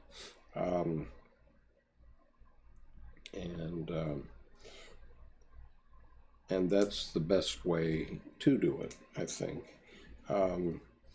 because you can't change your stupid old uncle, whatever, or whoever's the stupid one in the family. You're not going to change their opinion, and so you have to evaluate yourself, reflect upon what is important to you in your family. And maybe it's not. I mean, not all families get along, and but we all need relationship more than we need divisiveness. Thank you, Brandon, and good luck to you in the Marine Corps, Semper Fidelis. And John says, seems war is a psychological fact, and spending money on this endeavor is exciting. James Hillman wrote about it. Yeah, I think it was the Terrible Love of War or something like that. He wrote that book. And Isaiah says, you can't convince a fool that he's a fool. Sadly. But times will change. This too will change. And so anyway, I no longer have a voice, so I'm going to wrap it up here, folks. But thanks very much for joining me tonight. And we'll go on over the next few days and see you next Monday evening. See you soon. Bye.